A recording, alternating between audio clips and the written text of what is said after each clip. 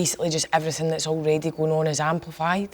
So when we meet her, she's already a virtuoso tenor horn player, already sort of looking after her mum. Their relationship is really close, really like loving, but it's difficult. She's already working at the Scot Mid, and she's, kind of grew up playing the horn, so she's had Brian in her life for a long time. So she's already quite stretched thin, but she's sort of chugging along. She's doing okay. I think it's similar to Kelly, it's sort of meeting her just day to day. Nothing particularly huge has happened recently. I think every time we look at the scenes with Jane, we had to figure out quite quickly whether this was a good day or a bad day for her on varying scales. So the first time we meet Jane in the play, just before they're going to go into the supermarket, up to that point, it's seeming like an okay day for her. Mental health-wise, she's feeling quite in control, and it's maybe been a while since anything's flared up or there's been some kind of incident, which maybe makes it more difficult to watch when things very quickly spiral. So I always have that in my head starting the play of where she is. You meet Saskia on an average day for her, I think. She's just like tramping through Victoria in London and she needs to pee. So she goes to a pub and they force her to buy a drink so she can use the toilet. But it's very much an average night for her on the town with her lovely people that she has in this club, Voyager, and she picks up Keli on the way. I love Pinterest, and I will sit for hours making Pinterest boards. Like for Amy, I made this whole Pinterest board that was like so Love Island, with like partying, with like iced lattes everywhere. As an image I can look at and go, that screams her, and I will just sit for hours on my iPad and make the Pinterest boards for characters, and I spent a lot of time doing that before my audition, so like I really felt like I knew what I was going in with. And then after I got it, I was like, okay, I can really flesh this out and really take its time. Are you a visual learner, would you say then? I would say I am. I would say I feel like I like to do tangible things, like physically doing something, rather than like, I don't know, that to me does something. And music is huge for me. Like I will make playlists upon playlists upon playlists. Like I think Azealia Banks, I Was in the 212 is like Amy's anthem, and then like Saskia's was like all like Fleetwood Mac. And like I was just like, that's how I would just like see them. But like so music and like visual pictures for me was something that I was like, if I can get those down, I feel like I can go in the room and be like this. And like star signs, so stupid, but like if I'm like, she's a Gemini and I know she's a Gemini, like that's how, like for me that's something that really works. I'm very much into language and words and things like that. So one of the first things that I said even in the audition was I found it really interesting that a lot of Kelly's dialogue is very like staccato, and then the music is very sort of melodic, very sort of smooth, and that was one of the first things. It's about rhythms for me and things like that. So I spend a lot of time with the script, and like I've like notebooks upon notebooks just writing, and I do like little charts for myself of like the different relationships that Keli has to people and what their relationships to each other are. And also I like doing this as very sort of drama school, whatever, but I like doing the, what do I say about myself? What do other characters say about me? What do I say about other characters? Like that kind of stuff. Mm-hmm. Quite often I quite like to read a script, maybe once or twice, and then actually just leave it for a little while to then come back to it with a bit of a fresh take. But I think the very start of my work's very script-centric. I probably go through and pinpoint everything that I don't know what it is and go find out, do my research and tick those things off, and then almost start section by section, really. So I suppose the first thing for me was exploring what this fictional town of Anston could be, like what bits of it do we know, what do I need to go out and like placing myself in that world first of all, and then I'd take a section of like the mining strikes and trying to find out a little bit more about that, and then trying to zoom into Jane's musical culture and try and find out a bit more about that. And I think I do it section by section. I've always got my notebook as well of just trying to gather these thoughts all together. I'll probably also have a very brief go at trying to just be in front of a mirror as that person, just to see what's there, not really making any decisions yet. Amy and Saskia are from very different worlds, so I guess just trying to really distinguish the difference between those worlds and the similarities I have as Olivia. They're so different, but I'm kind of like the in-between of them too, so like kind of just like drawing on my own experiences and bringing theirs, like kind of like splitting myself in half both ways, which is really fun. And then accent work, just like listening to all my English friends all the time and ask lots of questions. And I think that's like something that like drama school training was really helpful for, having like access to like accent breakdowns and everything. The three characters I play are very different, and they've all got a lot of different things going on. With Jane, there is a lot to look into in terms of the mental struggles that she has. Agoraphobic, definitely, so like the fear of sort of going out of wide open spaces and things like that. And a lot of my research was kind of online of different people's experiences from all over the world. I mean, even the fact she's slightly goth influenced, I was like, I need to do my research on this. In terms of The Lady of the Manor, did go to a big country house with Martin Green, our writer, and we walked around the grounds and just discussed a lot of where that old money might have come from. And he's got a bank of interviews with people that he sent over as well that were really helpful. So I think I certainly drew on bits of that as well. Martin also sent me lots of music to listen to. In terms of like things that Bryony did, like kind of exercising things in rehearsals, one of the things that I remember as being like really impactful on not just sort of like the moments with Keli and Jane, but just the general performance, because I think Keli's whole drive the entire time is got to get my mum, got to get my mum, got to get my mum, was when me and Karen were sort of doing like relationship building stuff, and Bryony basically had brought in lots of questions on little pieces of paper, and we sort of stood opposite each other, and you had to pick up a question from your pile, read it to yourself, think about what your answer would be, and then look at the other person sort of as your character and be like, this is like, say the question and then say your answer. And it was sort of to build up a backlog of memories. So it was like the time that you made me feel most proud of you, the time that we had the biggest laugh and stuff like that. And it was very emotional. It was just like 10 in the morning, me and Karen just crying. But I think it was a really useful way to very quickly have a very established relationship that you don't need to then go and sit and it also gets both of you on the same page really quickly.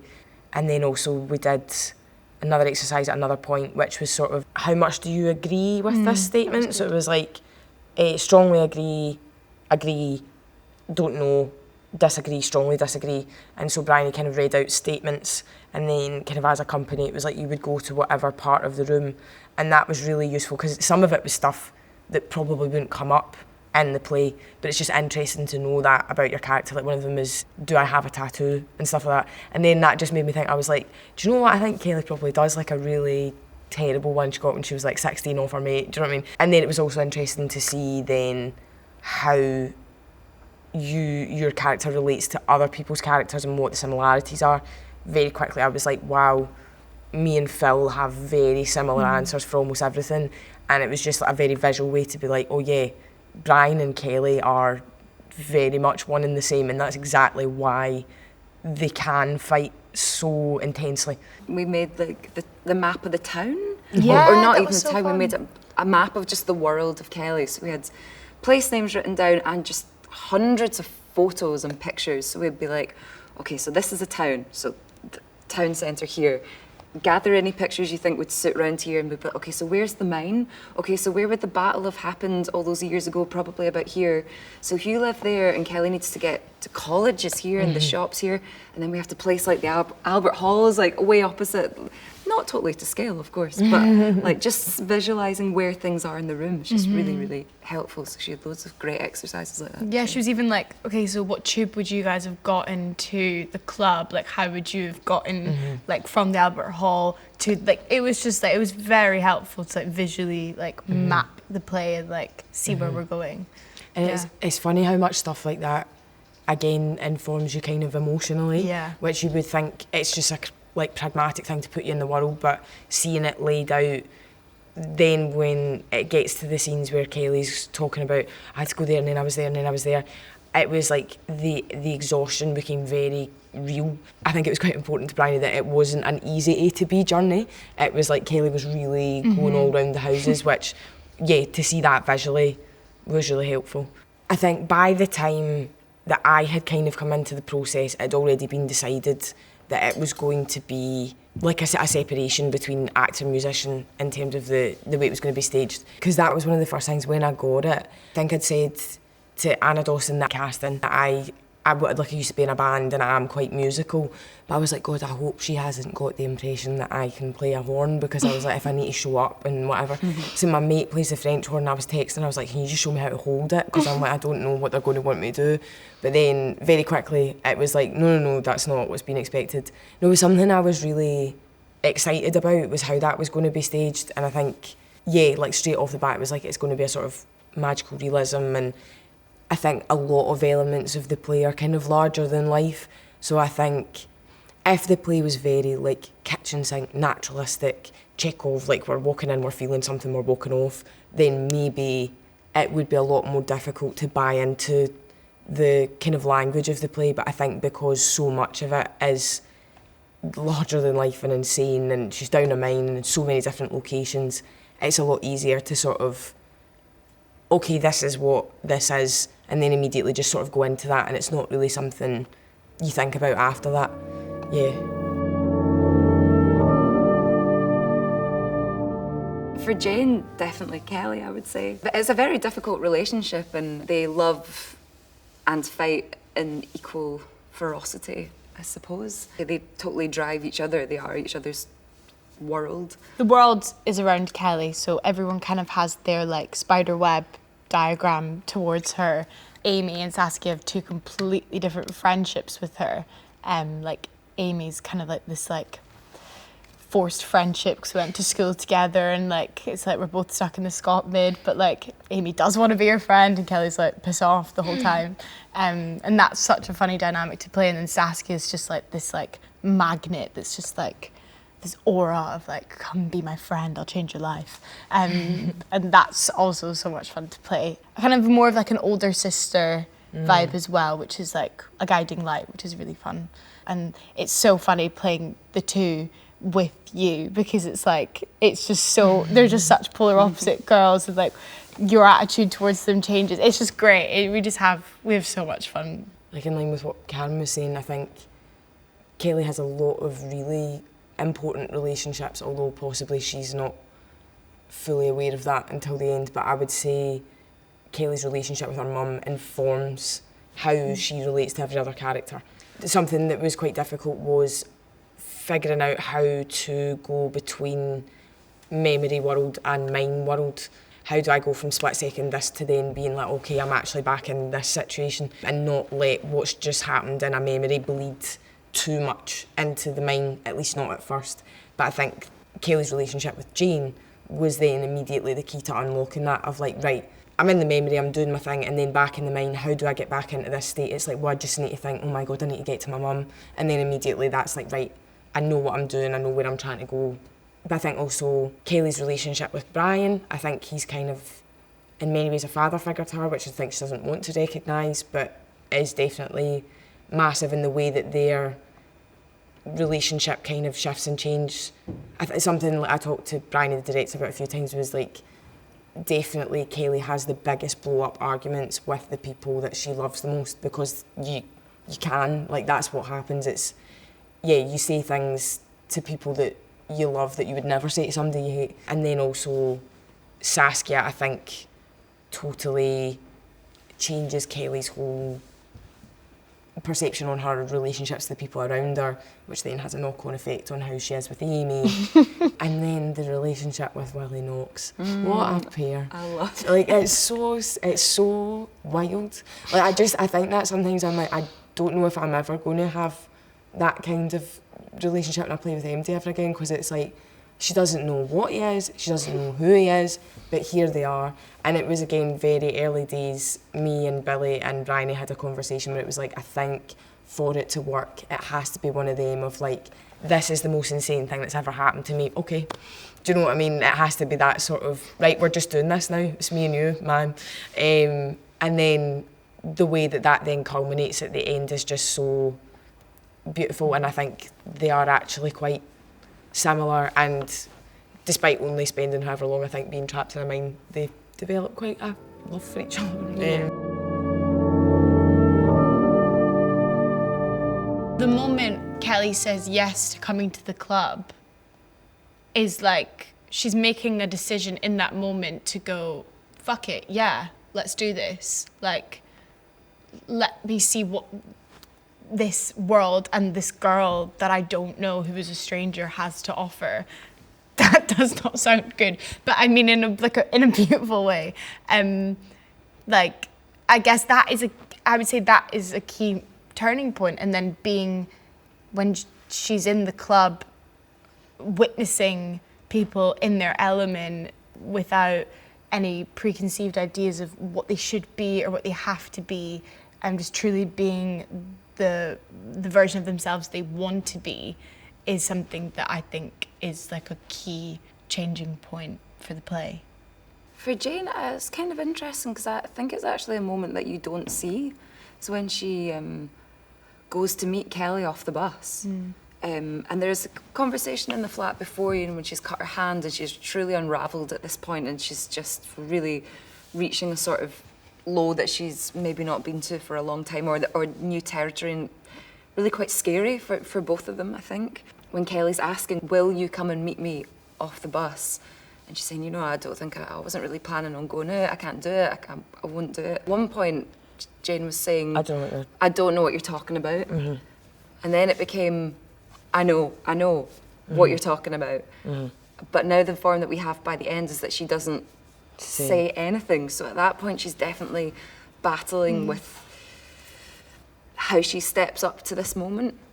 And then I think the turning point for her is, which you don't see, but Keli tells us that she goes to meet Keli off the bus. Unfortunately, Keli doesn't get off the bus, which sends her into an even deeper unravelling of how she's managing in this world. But it's definitely a turning point. I feel like all the characters, they learn something new just from meeting Keli, don't they? I mean, it's Kelly's journey, but they all change. Mm-hmm. And in order for them to do so, they need to have met Keli on her journey. I think the moment Keli takes the horn from the band room and runs is a big moment. And again, it's a moment where there's nothing said. It's just she's like stood and she's like, it's the fact, I can't believe I just said that to him. Oh my God, I can't believe these people have just heard me say that to him.